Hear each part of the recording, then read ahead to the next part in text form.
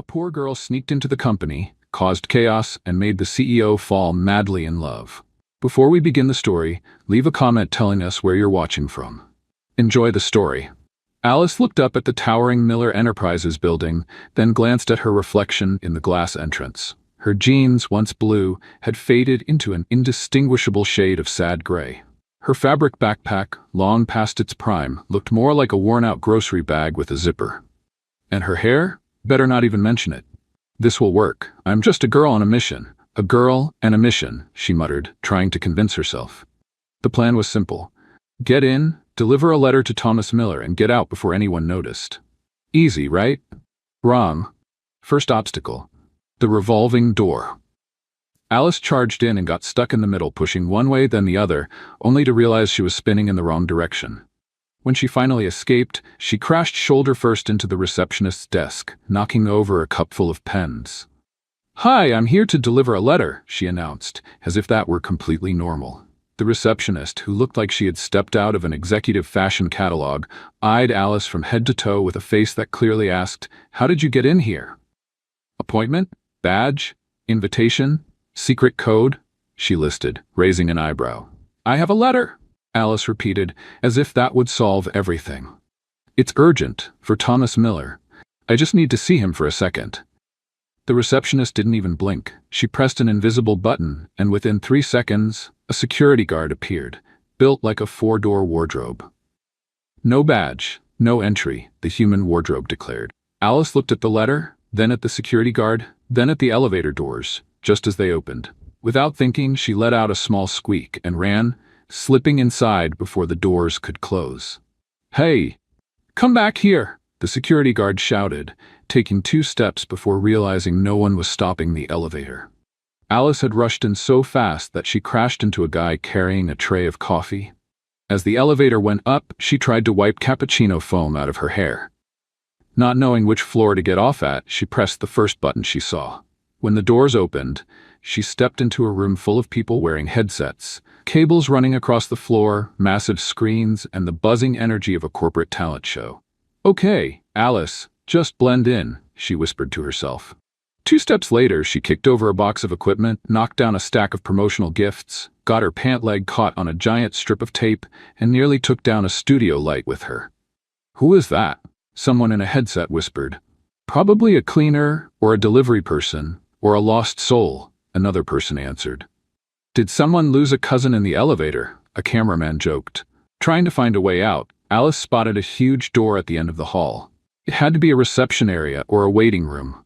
Without thinking, she walked in. It was Thomas Miller's office. And, of course, she slipped on the expensive rug, bumped her hip on the desk, and landed on her knees right in front of him. He was facing away, reading a serious document. Thomas turned slowly, expecting to see an executive or, at the very least, a document courier. Instead, he saw Alice, messy-haired on her knees, holding out a letter like it was an overdue tax bill. "I knew today was going to be strange, but this," Thomas muttered, looking at her like she was a mirage. Alice jumped to her feet so quickly that she hit her knee on the desk and let out a loud, "Ow!" But she smiled as if this were all perfectly normal. "Hi, I'm Alice. I have a letter for you." She stretched her arm out so forcefully it looked like she was trying to reach across the desk. Thomas folded his arms. "That explains why you ran into my office like you were fleeing the police?" "Oh yes, I can explain." Alice quickly fixed her hair, trying to appear professional.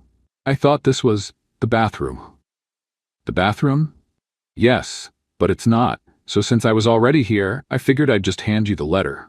Thomas raised an eyebrow. "And do you usually enter bathrooms on your knees?" "No. That was because I was testing the rug. Its softness. Very nice, by the way. Congratulations." "And the letter?" "Oh, right. The letter is from my mentor. He asked me to deliver it to you personally. And being a very dedicated and professional person, I thought sneaking in would be faster than explaining things at reception." Thomas took a deep breath. "You thought breaking into one of the most secure buildings in the city was a professional idea? I actually found it. I really did. I was so focused on the mission, you know?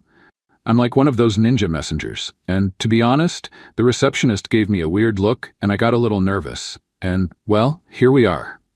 Thomas took the letter but kept staring at Alice as if trying to figure out what piece of the puzzle she was. And your master? Who is he? Something. I forgot the last name, but he told me he's a close friend of your grandfather, or your father, or your dog. I got a little nervous when he was explaining. Thomas rubbed his temples. Alice, right? That's me. Alice, trusted ninja messenger. He pointed to the chair. Since you went through all this trouble to deliver a letter, sit down. Let's see what's so important. Alice sank into the chair, which was so soft she almost disappeared into it. She looked around, trying to take in the luxurious office, and swore she could hear the notes of the Imperial March from Star Wars playing in her head. Thomas opened the letter, but for some reason he couldn't quite explain. The last thing he wanted at that moment was to read it. He wanted to understand who this girl was, the one who turned a simple delivery into a full-on comedy skit. Sitting in that chair, which felt like an expensive hug, Alice swung her feet in the air while watching Thomas Miller read the letter. She was expecting some dramatic reaction, maybe a gasp of surprise or even a single tear rolling down his cheek. But he kept the same serious expression, though now with a slight crease on his forehead. So this letter is really from Shi Qingwen? Thomas asked without looking up. Shi Qingquan, Alice corrected, raising a finger. But you were close, almost got it. And you are what to him? Thomas asked, curious. I'm kind of like his apprentice, or honorary niece, or divine punishment, depending on his mood, Alice said with a grin, trying to break the ice. Thomas closed the letter, stared at Alice for a few seconds, and for some reason he couldn't explain, started laughing. Not a polite chuckle, but a real, unexpected laugh. Alice blinked fast, confused. Are you okay?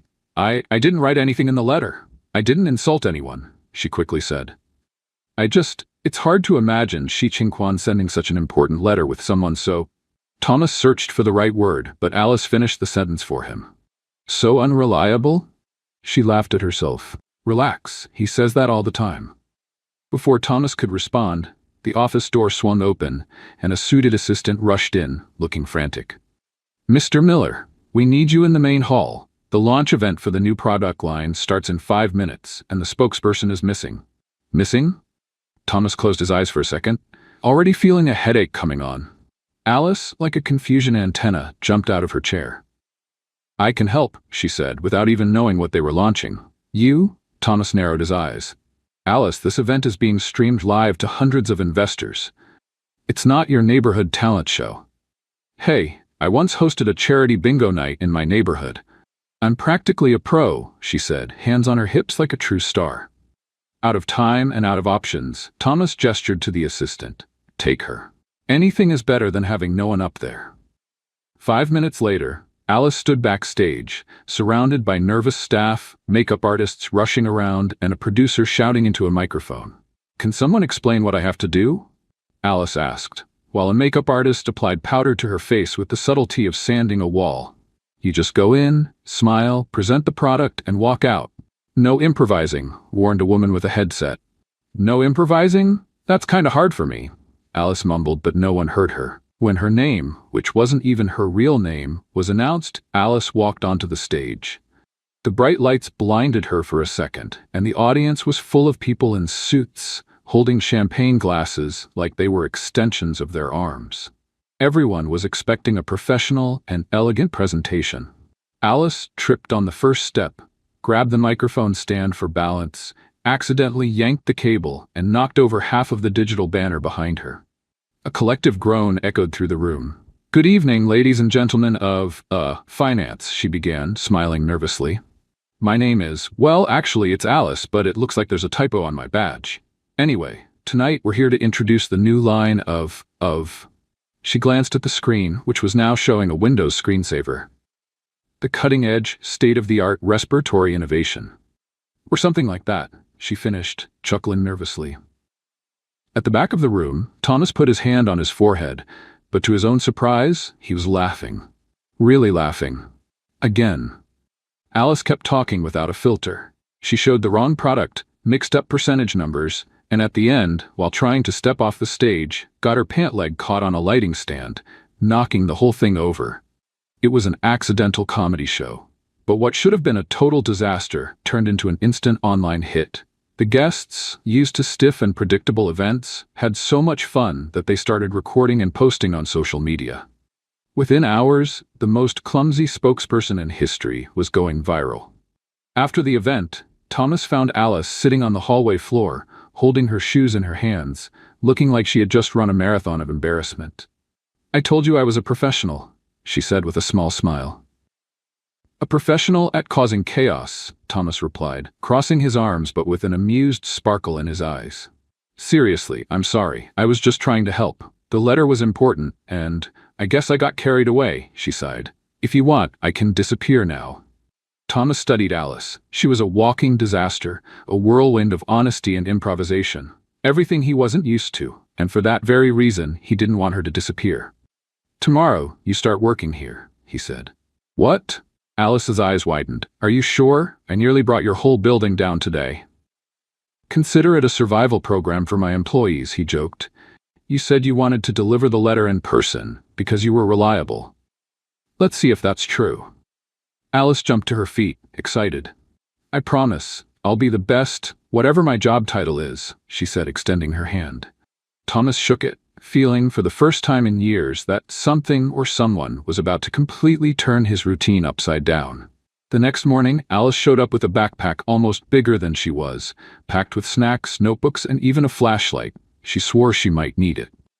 As she walked past reception, she waved at the receptionist with a victorious smile. "I'm back, sweetheart," she sang.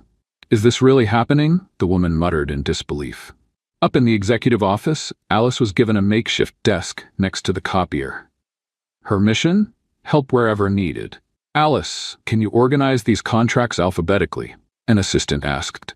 "Of course. Is that with A or C?" she answered, completely serious.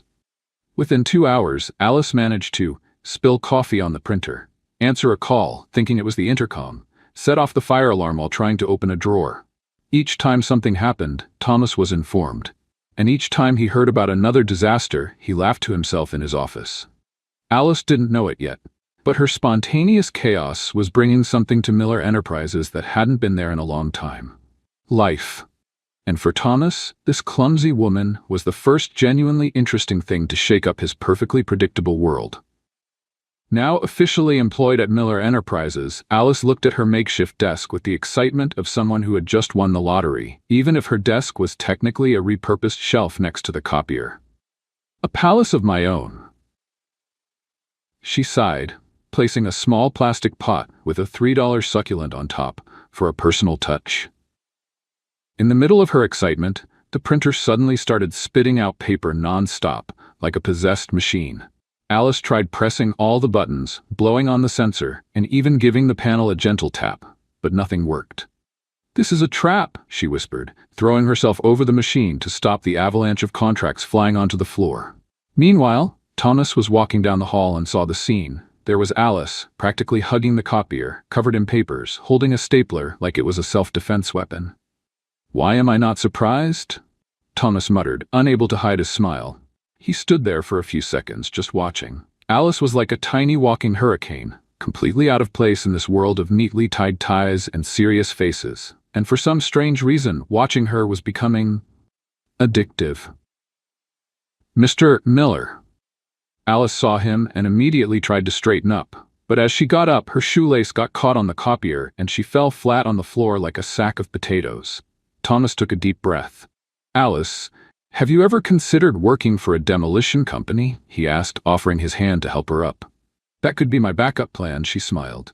He hesitated for a moment, then said, "I have an off-site meeting now. Come with me." "Me? Why?" "Because apparently, if I leave you alone for more than 15 minutes, you might bring the whole building down." "I'd rather keep you under surveillance," he replied dryly. But the truth was something else. Thomas was starting to realize that he liked having her around.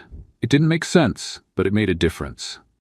Alice hopped into the luxury car, carrying her huge backpack and a small succulent pot on her lap. "The plant needs to breathe," she explained when Thomas gave the pot a curious look. The driver, impeccable in white gloves, tried not to react to the fact that he was transporting a passenger holding a plant and a lunchbox. "Is this meeting at some fancy restaurant?" Alice asked. "Something like that. Thomas replied, without going into details. A few minutes later, Alice found herself sitting at a table so elegant that she was afraid to breathe too hard and knock over some silverware. Thomas was on the other side, looking at documents on his tablet, while the waiter handed her a menu in French. "That's a lot of vowels for such little food," Alice whispered, looking at the menu. "Is this a dish or a Wi-Fi password?"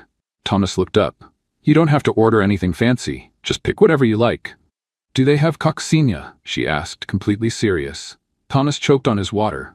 "Probably not." "That's fine. I adapt. Adaptation is my middle name. Well, my third. My second is Disaster. Alice Disaster Adaptation Silva. Nice to meet you." She extended her hand as if first time. Thomas took her hand but just shook his head, smiling slightly. "Why did you take this job?" he suddenly asked. "To be honest," she put the menu down, "I just wanted to deliver the letter and go home. But then you hired me. And, well, who am I to turn down a fancy job like this? Even after everything that happened, you almost ruined the company's event." "Oh, but it was fun," she said. "And look at that, you're smiling. Mission accomplished." Thomas was quiet for a few seconds. She was right. He had been smiling more and more since Alice showed up, but it made no sense. He, known as the most serious and cold CEO in the city, was now laughing because of a girl who barely knew how to use a printer. "And you," Alice continued. "Why are you so stiff?" "Stiff?" Thomas raised an eyebrow. "Yes, you walk straight, talk straight, even breathe straight. It's like someone hit the executive mode button and forgot to turn it off. You laugh so little, I bet you charge a tax on laughter." Thomas tried not to laugh, but failed. "I guess I just got used to it," he replied. "I could never. My life is a soap opera. If I walk too straight, I trip over my own emotions. Let's play a little game with those who only read the comments. Type pizza in the comments. Only those who made it this far will understand." Now let's get back to the story. Dinner continued with unexpected questions and honest answers. Alice talked about her childhood in the village, about her mentor, about her failed attempts at normal jobs, including the time she accidentally fried a flip-flop, thinking it was a steak. Thomas, in turn, spoke about the pressure of inheriting the family business, about growing up surrounded by expectations, and about how, deep down, he didn't even remember what his real dream was. "And what was it?" Alice asked, leaning forward. "I wanted to be a pianist," Thomas said without thinking. Alice blinked, surprised. But you look like you were born wearing a tie." "I know," he smiled slightly, "but I guess everyone has a hidden side." Alice smiled back. "I like this hidden side. Let's find it." After dinner, Thomas dropped Alice off at home, a small house lent by her mentor. Before going in, she turned around. "Thanks for dinner, boss. Tomorrow I can bring coccinelle for us to share." "I'll pass," he replied, but Alice was sure she saw a hidden smile. The next day, Alice showed up at the office with a box of coccinelles and a thermos full of tea. She walked into Thomas's office without knocking. Formalities weren't really her thing. "Coffee is old news. Now it's tea with coccinelle," she announced, holding out the tray. Thomas took a coccinelle like someone accepting a challenge. He bit into it, chewed, and laughed. "See?" Alice cheered. "I knew you liked living dangerously." Thomas's phone rang, interrupting the moment. He answered, and his expression turned serious. "It's about the international partnership contract. Looks like the meeting got moved up," he sighed. "I need to review this now." Alice picked up a thick folder from his desk, flipped through it, and widened her eyes. "Wow, this looks like the label of a giant medicine bottle." Thomas looked at her, then at the documents, then finally at the coccinelle in his hand. "Want to help?" he asked, half joking. "Me? Get in your way? Absolutely." She threw her backpack on the floor and sat beside him. The two spent the afternoon together, Thomas explaining complex terms and Alice translating them into normal people language. Between contracts, they laughed, fought over the last coccinelle, and debated whether chamomile tea was a valid corporate stress reliever. And just like that, without realizing it, Thomas started to enjoy Alice's presence more than he should. Meanwhile, in the company hallways, rumors were already flying. The clumsy girl who had barged into the company had become the topic of the day. Some thought she was a long-lost relative of Thomas. Others suspected she was some kind of undercover spy. The only certainty was that no one had ever seen Thomas Miller like this, laughing in the middle of the workday. And Alice? Well, she was just being herself. No filters, no disguises, no fear of being the misplaced puzzle piece. And maybe that was exactly what Thomas needed. The morning started like any other at Miller Enterprises. Or almost. Alice arrived out of breath, dropping half the folders she was carrying, balancing a cup of passion fruit juice that wobbled as if it might explode, and greeting every person in the hallway as if they were childhood friends. "Good morning, beautiful and successful people," she sang, ignoring the confused looks. At her makeshift desk by the copier, Alice discovered someone had left an anonymous note stuck to her computer screen. "Alice, you're the most talked-about employee since that intern brought his mother to the corporate lunch. We're rooting for you, or betting against you, depends on the department." "Look at that, I'm famous," Alice grinned, pinning the note onto her Epic Moments board. Before she could fully celebrate her meteoric rise as the Queen of Chaos, the main elevator doors opened, and a woman walked onto the floor as if stepping onto a red carpet. Impeccable stilettos, perfectly styled hair, and a perfume so expensive you could smell it from 3 meters away. The hallways fell silent. It was her. Natasha Montgomery, Thomas Miller's ex-fiancée, model, influencer, socialite, and owner of a drama history worthy of a primetime soap opera. "Why is everyone so tense?" Alice asked the intern next to her, who looked like he was holding his breath. "She's back," he whispered, as if talking about an urban legend. "Who? Casper the Ghost?" Alice blinked. "The boss's ex-fiancée?" the intern answered, with the energy of someone who knew the day's entertainment was secured. Alice followed everyone's gaze and saw Natasha marching straight toward Thomas's office. No knocking, no announcing herself, no asking for permission. Because of course, who needs manners when you were once one step away from a millionaire wedding? Alice, being a professional-level busybody, grabbed her backpack and sneaked down the hallway, pretending to get coffee just so she could eavesdrop near the door. Inside, Natasha tossed her designer purse onto the desk and crossed her arms. "Thomas, darling, I thought it would be polite for us to meet again as 2 mature adults," she said, as if rehearsing for a courtroom drama. Thomas sighed, not looking up from his computer. "Natasha, we've already talked about this." "Talked? You gave me a no and disappeared." "That's not a conversation, that's running away," she shot back. Outside, Alice almost spilled her juice while trying to press her ear against the door. Nothing like top-tier gossip to start the workday right. "I didn't disappear, I just moved on with my life." Thomas finally looked up. "And you should do the same." "Of course, moving on, just like you are with." Natasha paused for dramatic effect. "That girl with the colorful backpack who looks like she just walked out of summer camp." Thomas raised an eyebrow. "Alice?" "Alice." Natasha repeated the name like it was an insult. "Seriously, Thomas? You went from a magazine cover woman to an assistant who trips over her own shadow? First, she's not my assistant. Second, my personal life is none of your business," Thomas replied firmly. "Oh, but of course it is. You think the press won't love to hear that the great Thomas Miller is involved with someone completely outside his circle?" Natasha smirked. "I'm not involved with anyone," Thomas said. But the sentence came out more defensive than he intended. Outside, Alice was holding back a nervous laugh. She wasn't sure if she should feel offended or invite Natasha to watch her live performance of clumsy moments. Later, as Alice attempted to organize some folders and promptly dropped half of them, Thomas appeared next to her makeshift desk. "We need to talk," he said. Alice swallowed hard. "I swear I didn't touch the emergency button again. That was the wind." "It's not about that. It's about Natasha. The ex, the one who looks like she belongs on the cover of an expensive perfume ad. I saw her come in, and by chance, I may have overheard parts of the conversation. But just by chance, okay? I'm not a gossip. I'm just naturally curious. It's in my DNA." Alice blurted out without taking a breath. Thomas rubbed his temples. "She thinks there's something going on between us." Alice made a face. "Something going on? You and me?"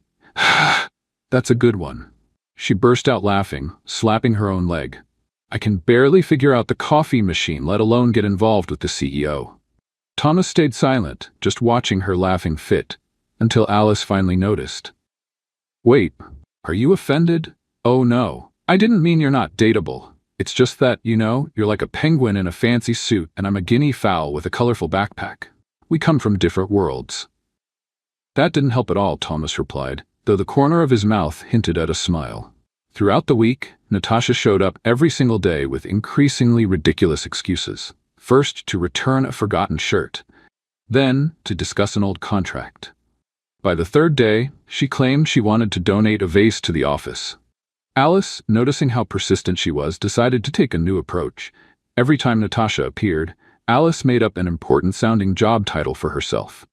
"Alice, can you grab the sales reports?" Thomas asked. But with Natasha in the room, Alice responded loudly, "Of course, boss. I'll grab the reports, review the international contracts, and coordinate the investor meeting with the Arab partners. Just a moment." Natasha narrowed her eyes. The next day, "Alice, can you take this to reception?" Thomas asked. And Alice, "Absolutely. Right after I finish reviewing the quarterly financial statements and checking the export charts for the European market." Natasha turned red. By Friday, Natasha had had enough. She called Alice for a private meeting at the building's cafe. Alice showed up armed with her backpack, a snack, and a whole lot of confidence. "Listen, girl," Natasha began, removing her sunglasses. "I don't know what you're trying to do, but it won't work. Thomas is out of your league. He doesn't go for real women." Alice finished, taking a big bite of her snack. "Relax, Nat. I'm not trying anything. I'm just existing." "Well, stop existing near him," Natasha snapped. Alice wiped her fingers, smiling. "That's not up to me. He hired me, and if it makes you feel any better, I also thought I'd be fired on my second day. But look at that. Still here, still standing, still enjoying my snack." Natasha stomped away. Alice returned to her makeshift desk with one certainty: this office would never be the same again. And Thomas? Well, the more Natasha tried to push Alice away, the more he realized he didn't want her to leave. Somehow, the girl who tripped over cables and knocked over files was turning his world upside down. And strangely enough, he liked it. That Monday, Alice arrived as if she were preparing for battle. In her backpack, along with her usual snacks and her notebook of brilliant ideas, she brought a tray of homemade chocolates to build corporate alliances. It was a sophisticated strategy, or at least, it was in her mind. "Good morning, corporate world," she announced, handing out chocolates like the Easter Bunny. The employees, already used to her antics, accepted the treats with a mix of gratitude and fear for whatever she might do next. Meanwhile, in the executive offices, Natasha wasn't feeling so sweet. After her talk with Alice, she decided it was time to act. If Thomas liked chaos, she'd give him a dose of carefully planned chaos, the kind that could ruin reputations. By mid-morning, Alice was called into Thomas's office. She walked in as usual, without knocking, her coat tangled in her backpack strap, and knocking over the secretary's water cup on the way in. "You called, boss?" She smiled. Thomas sighed. At this point, it was almost endearing. "We need to review these reports before this afternoon's meeting," he said, pointing to a pile of documents. Alice pulled up a chair beside him, but in her excitement, she sat down so hard that one of the wheels slipped, sending her sliding backward like she was surfing on the carpet. "I'm fine," she shouted, already scrambling back into position. Thomas pinched the bridge of his nose, trying to suppress a laugh. "How do you manage to turn every simple task into a comedy scene?" "Natural talent," she shrugged, grabbing the reports.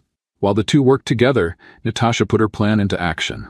Using her internal connections, she spread the rumor among some executives that Alice had joined the company with ulterior motives, that she was getting close to Thomas out of self-interest, using the old master's name as an excuse. The rumor spread fast. By lunchtime, people were already saying Alice was a gold digger and that Thomas was falling right into the trap of the clumsy but innocent-looking girl. Alice, unaware of the gossip, was too busy trying to understand what consolidated cash flow meant and why there were so many complicated words just to say how much money came in and went out. "Thomas, can I make a suggestion?" she asked. "That scares me, but go ahead." "Why don't you guys write these reports in normal people's language? Instead of analysis of liabilities and assets, it could just be how much we spent on useful stuff and how much we wasted on nonsense." "Oddly enough, that makes sense," Thomas admitted, amused. Their growing closeness was becoming more and more obvious. Thomas, who used to stay locked in his office, now insisted on reviewing everything alongside Alice, even knowing she would turn every meeting into an improv show. But as they grew closer, the walls around her were closing in. The next afternoon, Alice was called into the compliance department, a word she could barely pronounce. Alice Silva, correct? Asked a woman with square glasses and a serious look. That's me, employee of the month for tripping over things and champion of spilling coffee. We are investigating an anonymous complaint, the woman continued, ignoring the humor. Someone claimed that you used privileged information and personal connections to get your job with the intention of pursuing a relationship with the CEO. Alice blinked, confused. Excuse me, what? We have an email sent to the committee stating that your hiring was irregular and that there are signs of, let's say, romantic interests involved. Alice let out a nervous laugh. This has to be a joke. Look at me. I can barely operate the coffee machine, let alone manipulate a billionaire. The woman didn't laugh. We need you to fill out this form explaining your background and how you got this position. Alice took the paper and left the room, feeling her heartbeat in her ears. Who would do something like this? She muttered as she walked back to her desk. Thomas found out about the complaint minutes later. By the time Alice entered his office to hand over the documents, he was already waiting. Why didn't you tell me? He asked bluntly. I barely had time to process it. Alice dropped her bag on the floor. I thought it was some kind of HR prank, like a psychological endurance test. This isn't a joke. Someone is trying to take you down, Thomas crossed his arms. And I'd bet my entire stash of cheese puffs I know exactly who it is, Alice grumbled. Thomas closed his eyes for a second. Natasha. Bingo, Alice pointed at him. She's trying to turn me into the villain of this corporate soap opera. Thomas stayed silent for a few seconds. A part of him knew Natasha was capable of anything, but another part of him knew that if he didn't step in, Alice wouldn't survive the cutthroat office politics. Come with me, he said, grabbing his suit jacket. Where are we going? To fix this the right way. Thomas and Alice stormed into a board meeting where Natasha was conveniently present. Alice walked in with confidence but immediately tripped over the carpet, caught by Thomas at the last second. I've mastered the art of the dramatic entrance, she whispered. Thomas faced the board members. Who received the complaint about Alice, he asked. The compliance officer raised her hand. I did. Great. Now I want to make it official right here. I was the one who hired Alice. No hidden agendas, no secret plans. I asked her to work here because she brings something no one else does, honesty and humanity. Alice, who had been nervously sipping water, choked. I what? She coughed. That's right.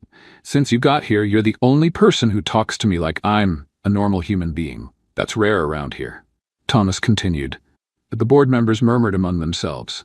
Natasha crossed her arms, her face burning with anger. And lastly, Thomas looked straight at Natasha. If anyone here thinks they can use gossip to ruin an innocent employee's reputation, they are deeply mistaken. Alice gave Natasha a little wave, as if saying, kisses. After the meeting, Thomas and Alice went back to his office. Alice collapsed onto the couch, exhausted. You defended me. That was kinda epic, she said. I just told the truth, Thomas replied. Alice looked at him, a little shy. And that part about me being honest and human, was that a compliment or just a nice way of saying I'm a walking disaster? A little of both, he smiled. Alice threw a pillow at him. I'll take it. That night, Thomas offered Alice a ride, but instead of dropping her off at home, he stopped at a busy park. What are we doing here? Alice asked. You said you wanted to help me remember who I am, outside the office. So, here we are. Alice pulled Thomas toward a popcorn stand. I want to see the most feared CEO in town buying popcorn with grated cheese, she challenged. Thomas accepted. Between popcorn, cotton candy, and a paddle boat ride, the two of them forgot for a few hours about titles, gossip, and corporate chaos. It was there, under the park's simple lights, that Alice realized. Thomas Miller, the cold billionaire, was just a man who had never had the chance to be normal.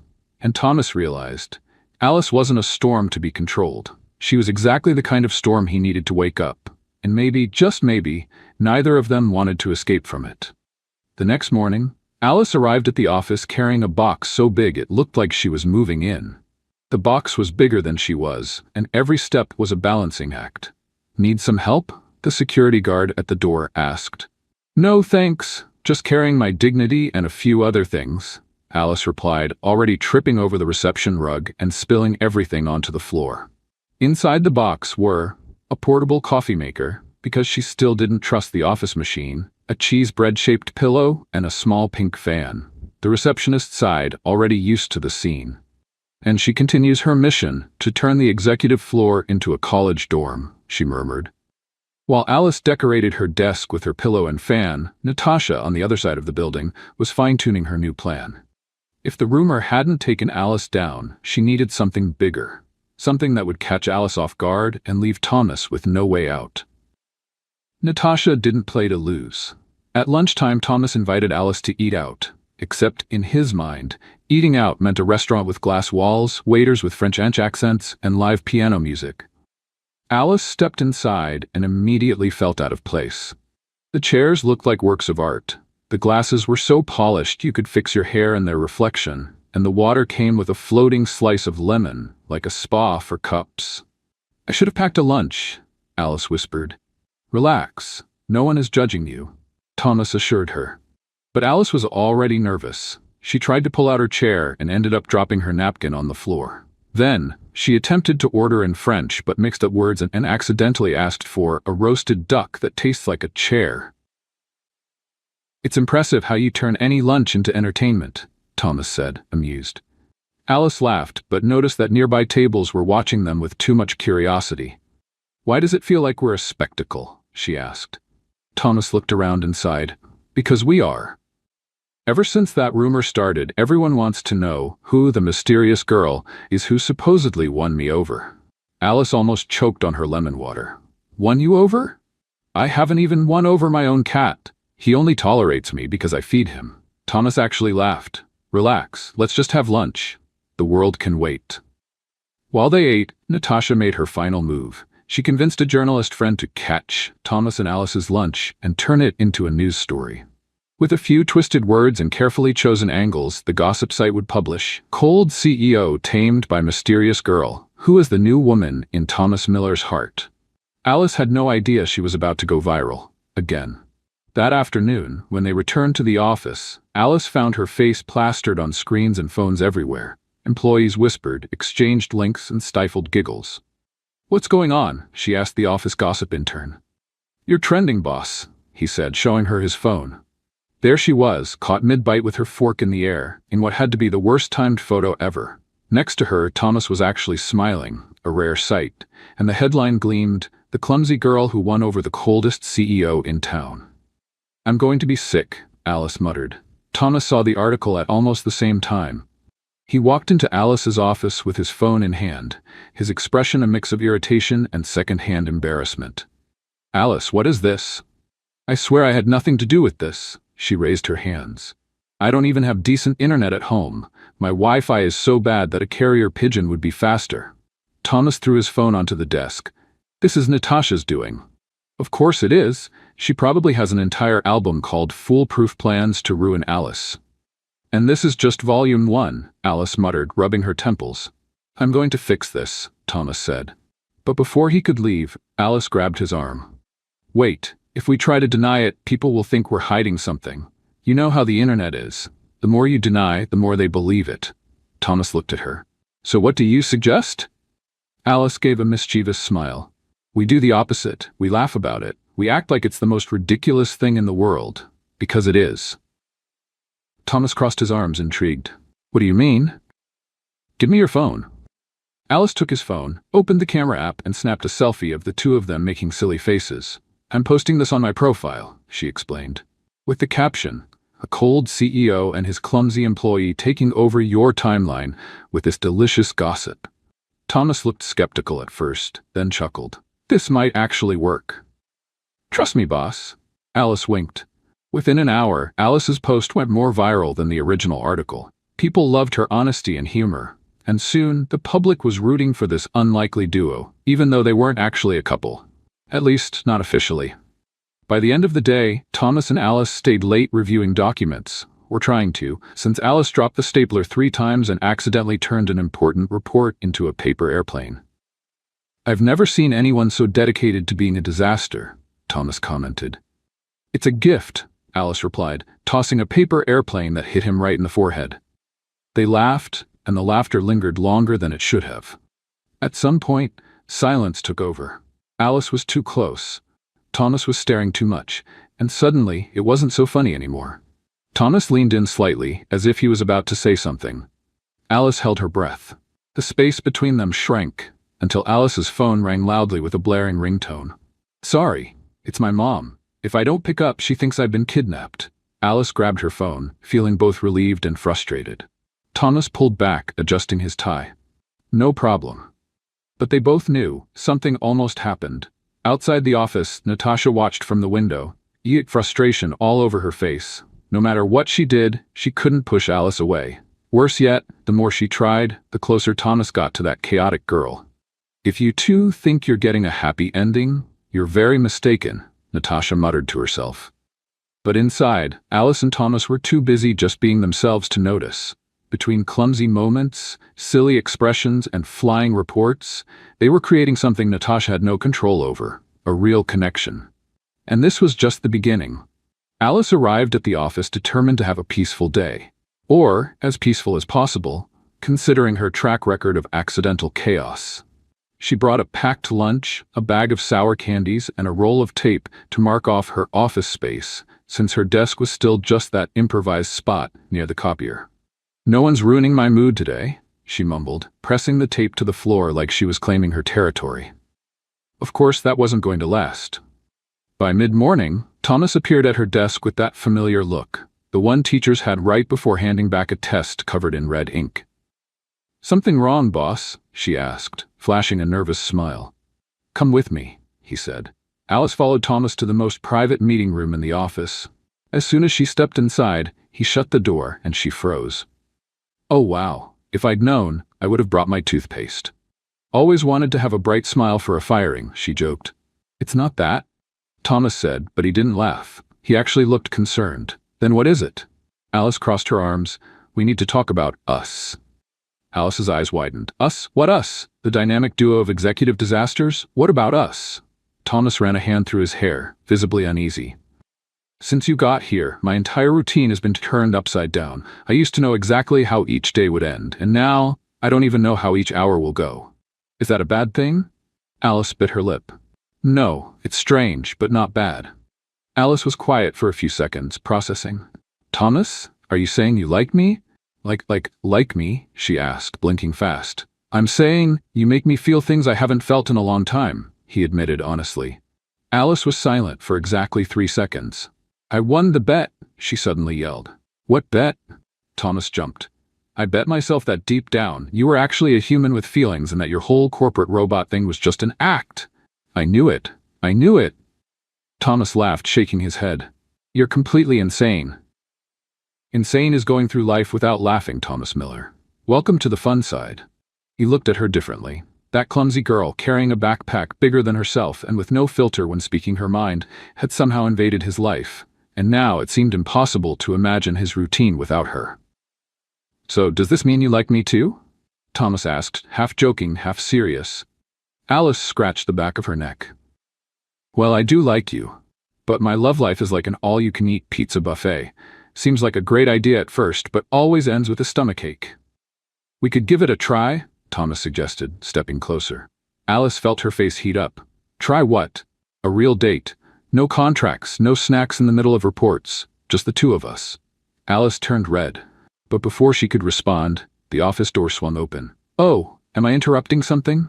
It was Natasha, wearing her usual sly smile. Alice nearly jumped. "No, of course not. We were just rehearsing a corporate training skit. I was the unhappy customer, and he was the salesperson trying to convince me to buy a toaster." "Training stuff," Alice made up on the spot. Thomas closed his eyes for a second, holding back a sigh. "Natasha, what do you need?" "I came to bring this." She held up an envelope. "It's about the merger contract with the European company. We need to review it before tomorrow's meeting." Thomas took the envelope, and Natasha gave Alice one last glance before leaving. "She's like a final boss in a video game." Alice whispered, "The further we get, the harder she becomes." That afternoon, Thomas had an off-site meeting, and Alice was left in charge of reviewing a presentation.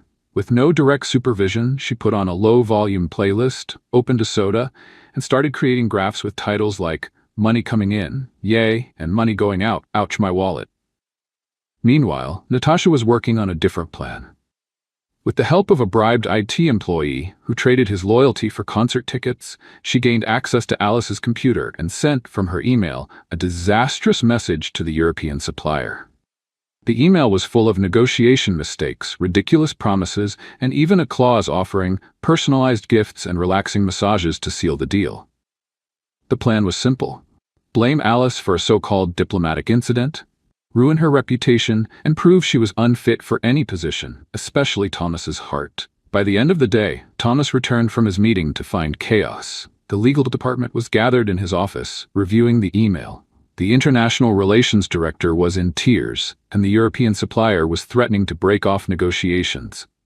"What happened?" Thomas asked. "Alice," someone shouted. "She sent a completely inappropriate email to our biggest supplier." Thomas frowned. "That doesn't make sense. Alice barely knows how to format an email, let alone handle an international negotiation." Alice walked in, chewing gum and carrying a bag of cheese bread. Sensing the tense atmosphere, she swallowed hard. "Oh, bad timing?" she asked. Thomas handed her the email. "Did you send this?" Alice read it and burst out laughing. "Look, I might be a little crazy, but I'm not stupid.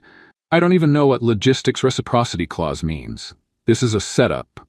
Natasha stepped forward, feigning concern. "What an unfortunate situation, isn't it? I did warn you that bringing someone inexperienced into the company could lead to this." Alice narrowed her eyes. "Oh, Nat, you've got some venom on your hands there." Thomas looked from Alice to Natasha, and something clicked in his mind. He knew his ex-fiancée's tactics all too well. Without another word, he picked up the phone and called the IT department. "I want to know who accessed Alice's email today," he said. Minutes later, the answer came back.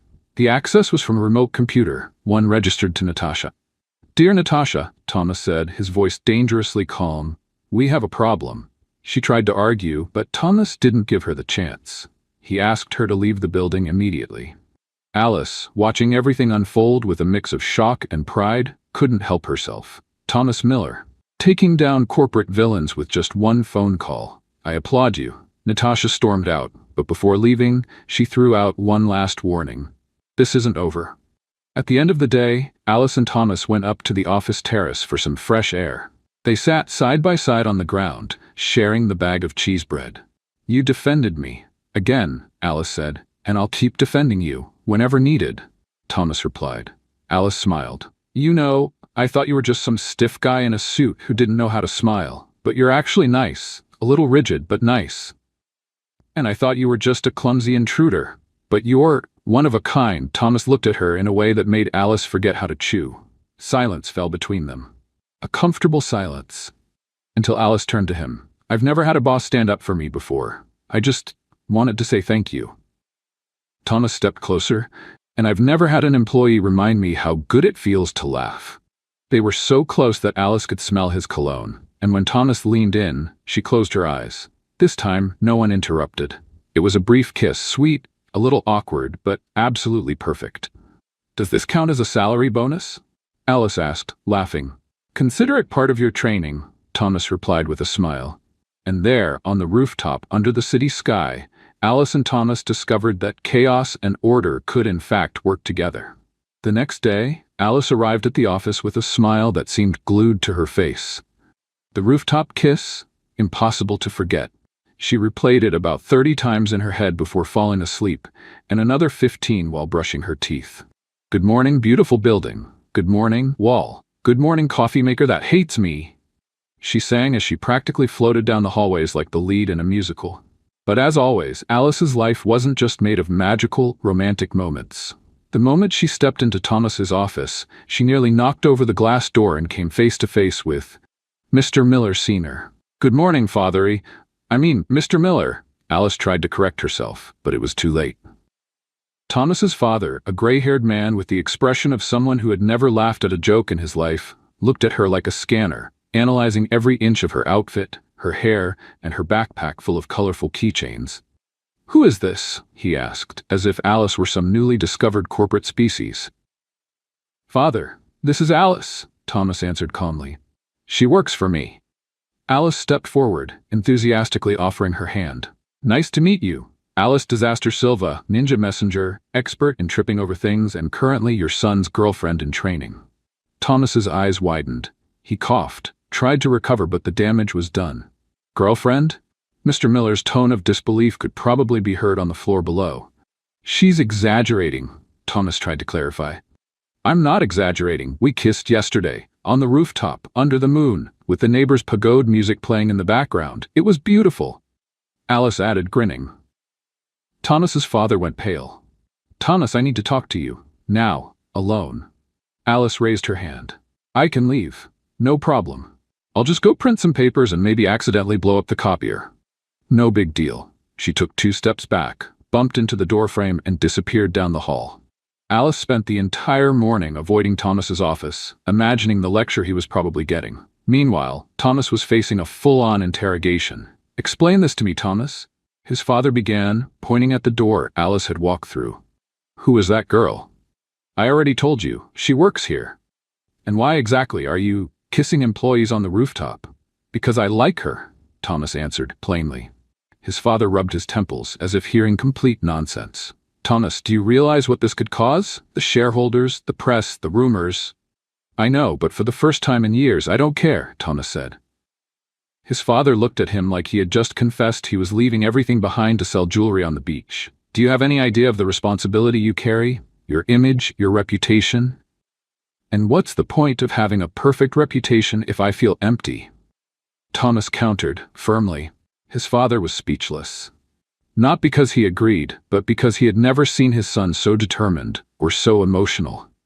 Meanwhile, completely unaware of the epic discussion she had set off, Alice decided to hide in the cafeteria. With her tray of macaroni and sausage, she tried to stay under the radar, but quickly became the center of attention when the marketing team started asking questions. So, it's official? You and the boss? The social media manager asked, practically glowing with curiosity. We're testing things out, Alice replied. It's like an emotional test drive. It could work, or it could crash straight into the wall of reality. The IT intern sighed. This is the biggest plot twist in this office since they changed the coffee brand. Alice laughed, but deep down, she felt that familiar nervous flutter in her stomach. If everyone knew, that meant the pressure was only going to grow, and she wasn't exactly an expert in relationships, let alone dating billionaire bosses. Later, Thomas called Alice to his office for a talk. The moment she walked in, she could tell he was tense. Everything okay? She asked, already biting into a cookie out of nervousness. My father didn't take the idea of us very well. Oh, I figured, she shrugged. My mom would freak out too if I told her I was dating a billionaire. She'd tell me to ask for an emotional loan. Thomas laughed, even though he tried not to. The problem is, in his view, workplace relationships always end in scandal. Oh, sure, because I'm known for scandals. One time I almost caused one at the grocery store, but that was because I knocked over a pyramid of canned corn. Not sure if that counts. Thomas took her hand. I just want to make sure you're ready for this. Alice took a deep breath. Thomas, I've never prepared for anything in my life. I stumble, I get up, I laugh, and I move on. If this works out, great.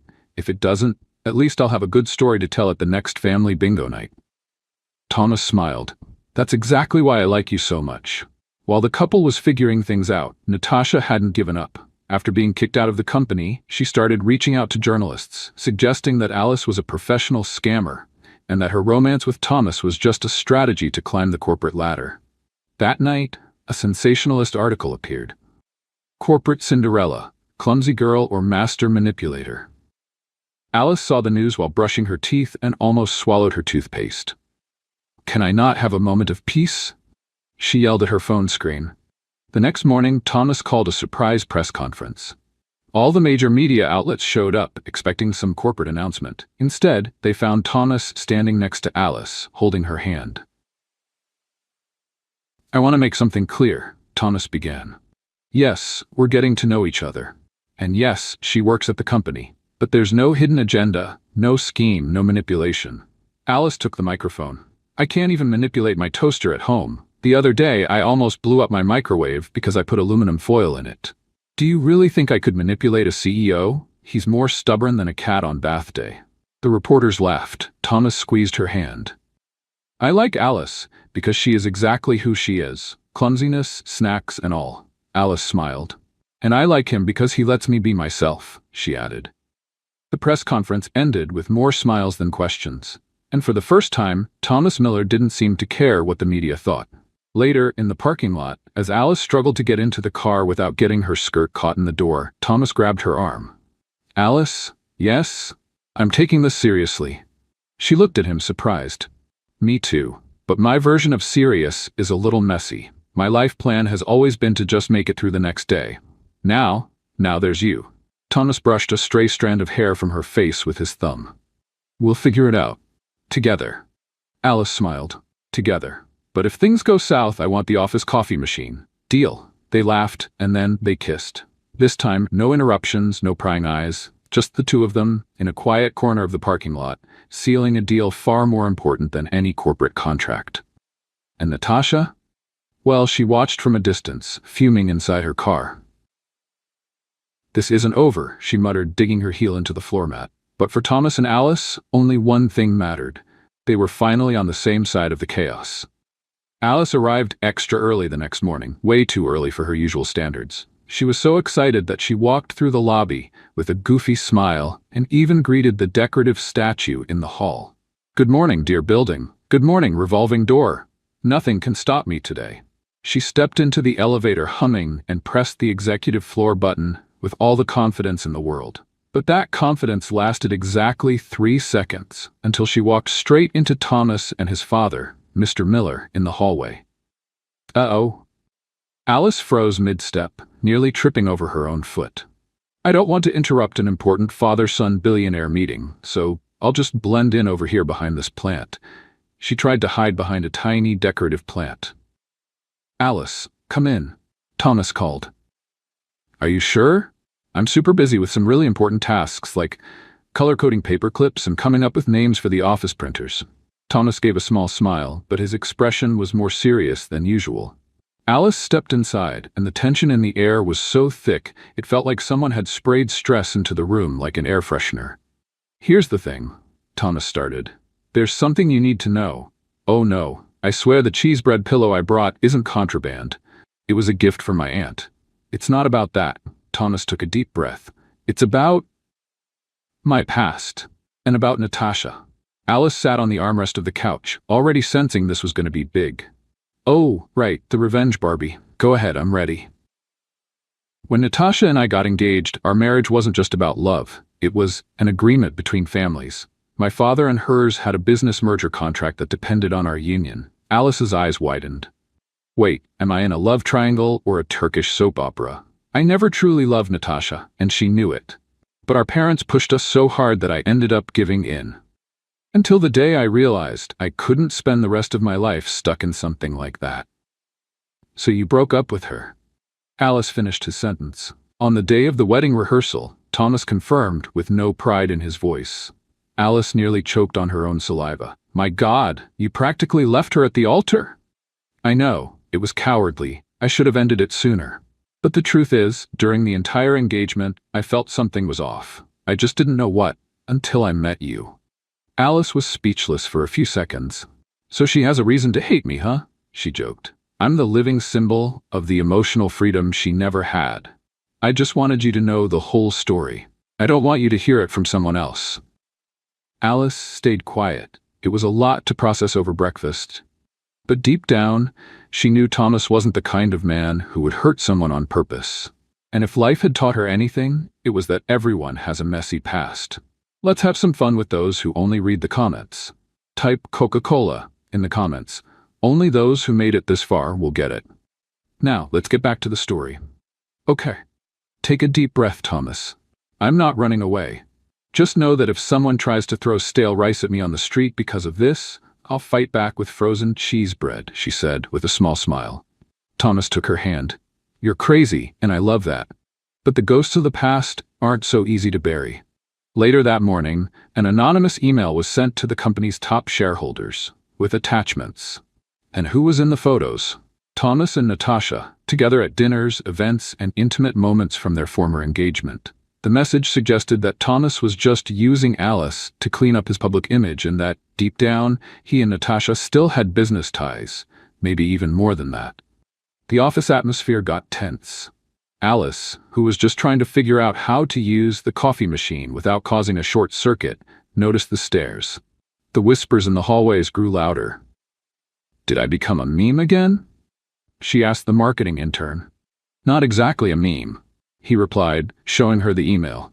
Alice read it and felt her stomach drop. It was like someone had poured a bucket of cold water over the happiness she had been feeling. Thomas found out soon after. He walked into her office, but Alice raised her hand. "Before you say anything, I just have one question. Is this true?" "No, Natasha and I have no involvement, and I would never use you to fix my image," he said firmly. "I want to believe you," Alice sighed. "But honestly, I've never been good at trusting people. My last relationship was with a pizza delivery guy who promised to take me out to dinner and disappeared with my change." "I'm not him," Thomas replied. Alice crossed her arms. "Prove it." At lunchtime, Thomas called a company-wide meeting, with everyone, from the CEO to the cleaning staff. Alice sat in the back, hugging her backpack. Thomas stepped onto the makeshift stage in the cafeteria and took a deep breath. "I need to clear something up," he began. "Yes, Natasha and I were engaged, and yes, I ended it in a way I'm not proud of. But that's in the past," employees whispered among themselves. "What's happening now between Alice and me is completely different. There's no business deal, no contract, no manipulation, just two people trying to figure something out together." Alice's eyes widened. She hadn't expected a public statement like that. "And if anyone here or outside this company thinks they can tear us apart with rumors or threats, know this, it won't work. Alice has brought something to this company that no financial report ever has: humanity." The employees clapped, first hesitantly, then louder. Alice didn't know whether to laugh or cry, so she did both. That afternoon, Alice and Thomas were alone in his office. "Thank you," she said. "For what? For not hiding me. For not turning me into some corporate secret. For just being you." Thomas stepped closer. "I'm just a guy trying to get it right, with the most clumsy, amazing woman I've ever met." They kissed again, this time tasting victory. And also cheese bread, because Alice had one hidden in her jacket pocket. But Natasha wasn't done playing her game yet. While the couple enjoyed their moment, Natasha had one last card to play: an old, forgotten clause in the merger contract between the Miller and Montgomery families. A clause that stated that if Thomas broke off the engagement, his family's company would have to pay a massive fine. And Natasha was ready to collect that debt. Not for money, but for revenge. By the end of the day, Thomas received a court summons. Alice found the opened envelope on his desk, and after reading it, nearly fell over. "Is this serious?" she asked. "It is. If I don't marry Natasha, the company could face a long and silly lawsuit that might affect all the employees." Alice felt a knot in her chest. "So, what are you going to do?" Thomas looked at her. "I don't know yet, but one thing is certain: I'm not going to lose you." Alice tried to smile, but this time the humor didn't come, because for the first time she realized that maybe love wasn't enough to win every battle. But if there was one thing Alice had learned in life, it was that you don't take down a clumsy girl that easily, especially one in love. Alice left Thomas's office after reading that summons and went straight to the bathroom. She needed to breathe, she needed to think.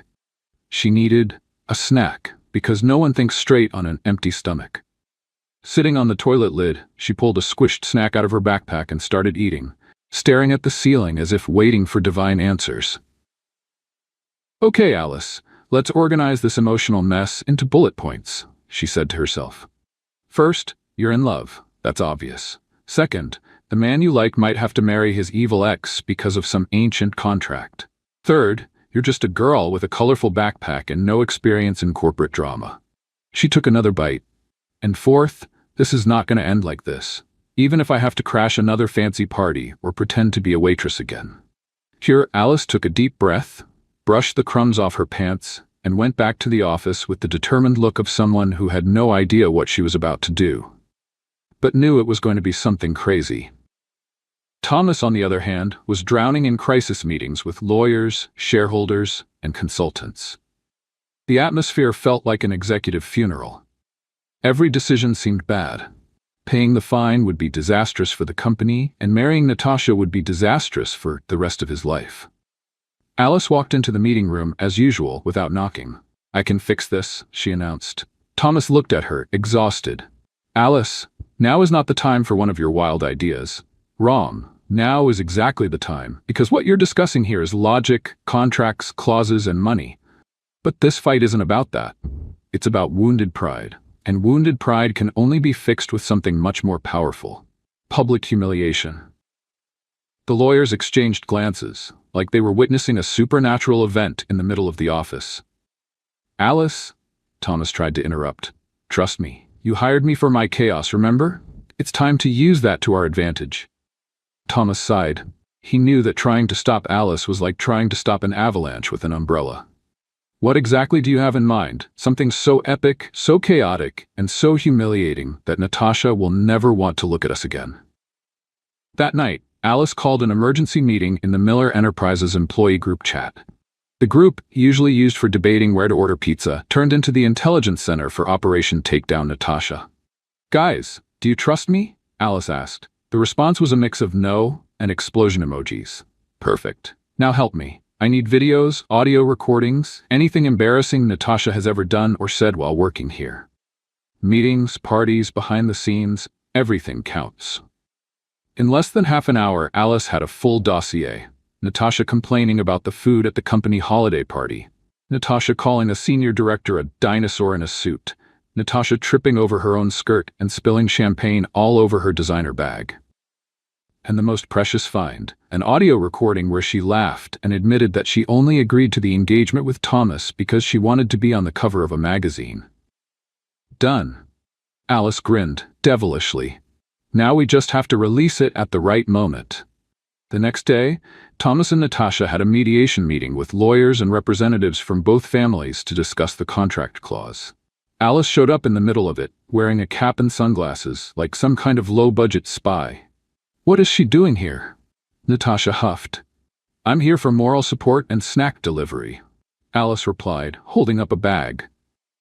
The lawyers started reading the problematic clause, and Natasha was already smiling like she was about to win the Corporate Villain of the Year award. Until Alice raised her hand. Excuse me, can I show something real quick? She asked. Alice, Thomas warned. But it was too late. Alice connected her phone to the big screen and started playing the videos and audio clips she had collected. First came Natasha, stumbling. Then Natasha, complaining about the food.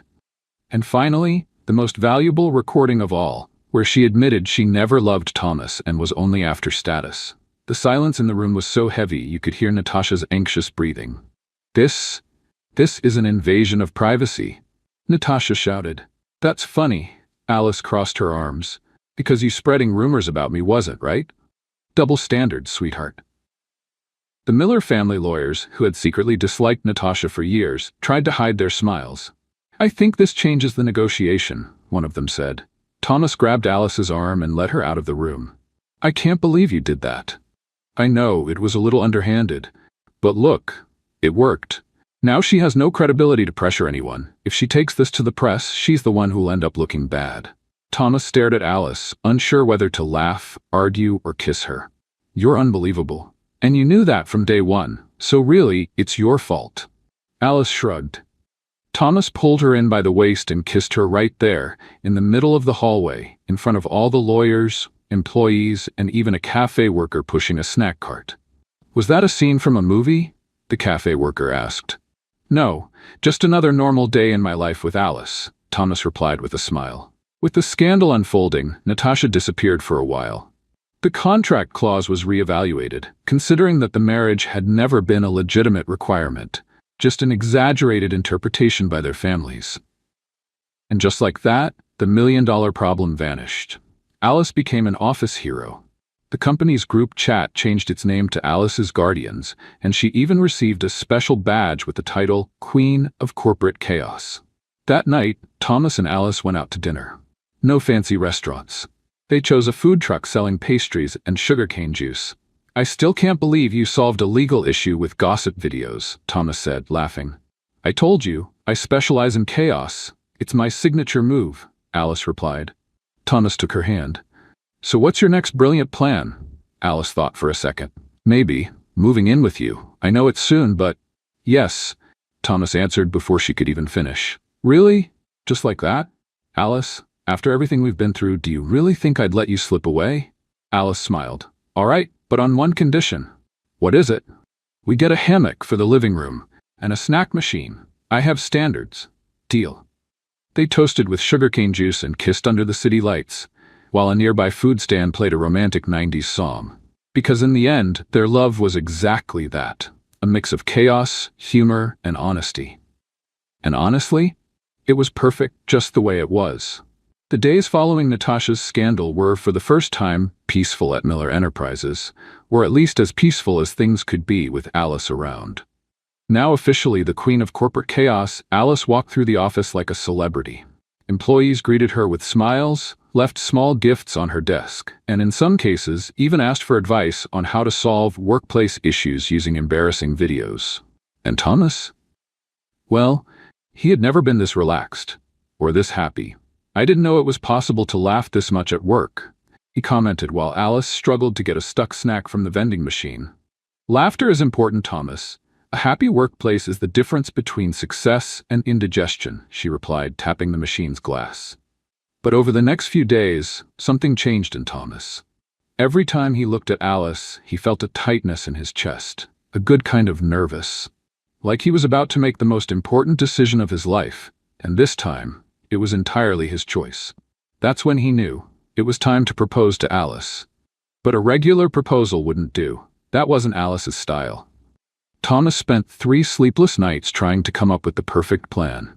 He considered a fancy dinner, fireworks, a giant billboard message, but none of it felt right. Then he remembered something. One morning, Alice arrived at the office and found a trail of colorful sticky notes leading down the hallway. Each note had a little message. For the girl who turned the conference room into a dance floor. For the employee who made the coffee station the official gossip hub. For the only person who knocked over 2 office lamps and still got promoted. Alice picked up each note, laughing and growing more curious with every step. The trail ended at Thomas's office door. When she opened it, she gasped. The entire room was filled with snacks. Trays and trays of her favorite treats, forming a giant heart on his desk. Is this a declaration of love or an attempt to fatten me up so I can't run away? She asked, her eyes shining. Thomas was wearing a suit, but no tie, with that goofy smile only she could bring out of him. Both, he replied. Then he got down on one knee, right in the middle of the coccinelles. Alice's eyes widened. You've got to be kidding. I've never been more serious. Alice Silva, you came into my life like a clumsy hurricane, barged into my company, messed up my office, spilled half my coffee supply, and still managed to make me happier than I ever imagined. Alice already had tears in her eyes while eating another coccina. You taught me that life doesn't have to be controlled, planned, and perfect all the time. Sometimes it's funny, chaotic, and full of coccina crumbs on the floor. He opened a small box. Inside was a simple gold ring with a tiny colorful stone in the center, a stone Thomas said matched Alice's backpack. Will you marry me? He asked, nervous. Alice jumped into the middle of the coccinelles and hugged Thomas so tight she almost knocked him over. 1,000 times yes, but only if you promise there'll be more of these at the wedding. Deal, he laughed, kissing her. The wedding was planned in record time because Alice wanted something simple and fun. No red carpets or designer dresses. She wanted upbeat music, a 2-tier cake filled with dulce de leche, and a dance floor where even Thomas's great-aunt could try a few moves. The ceremony was outdoors, in a garden filled with colorful lights and tables decorated with mixed flowers, because Alice could never pick just one. Thomas, in a light-colored suit and a love-struck smile, waited at the altar. Alice walked down the aisle to an acoustic version of a pagode song, her special request. Her dress was light, with simple lace, and a hem she adjusted herself with hot glue, because every seamstress in town already knew her reputation with sewing machines. But none of that mattered. What mattered was the way Thomas looked at Alice, as if she were the most precious thing in the world. And the way Alice looked at him, as if she still couldn't believe she had won the heart of the suit-and-tie guy she once mistook for an office assistant. When the officiant asked if Alice took Thomas as her husband, she grabbed the microphone. Before I say yes, I just want to say, I never thought this would happen. I've always been the girl who misses the bus, spills ice cream on her own pants, and shows up late on her first day of work. But you looked at me like no one ever has. Even when I fell to my knees in your office, she laughed. Even when I knocked over your company's banner, and even when I made you eat cold coccinas. So, yes, I do. I do want to make a mess of your life every single day until we're old and fighting over the remote control. Thomas chuckled and took the microphone. I want to say something too. Alice gestured for him to go ahead. I spent my whole life planning every step, every decision, every minute, until you came along and showed me that the best things in life happen when nothing goes as planned. I love you just the way you are, with coccinas in your pocket, a colorful backpack, and all the clumsy moments still to come. So, yes, I do. I do want to laugh with you every day, even when life tries to knock us down. The guests applauded and cried, and then they kissed. A kiss full of funny, heartfelt, and wonderfully imperfect promises. The reception was a mix of romance and chaos. Alice kicked off the dance floor with a samba-faro mashup, and Thomas, awkwardly, tried to keep up. They cut the cake with a cheese bread spatula, a gift from an employee, and toasted with soda straight from the bottle. And at the end of the night, Alice took off her shoes, climbed onto a chair, and shouted, "Ladies and gentlemen, from this day forward, I officially declare this marriage." She slipped before finishing her sentence. Thomas caught her mid-air, just like in a romantic comedy. "Our way," she finished, laughing, and that's how Alice and Thomas's wedding ended. No perfection, no fuss, just a whole lot of joy, a whole lot of love, and of course, a whole lot of coccinas. What did you think of Thomas and Alice's story? Leave your thoughts in the comments. On a scale from 0 to 10, what score would you give? Subscribe to the channel and turn on notifications to catch all our stories. And don't forget to check out more heartwarming tales by clicking here on the final screen.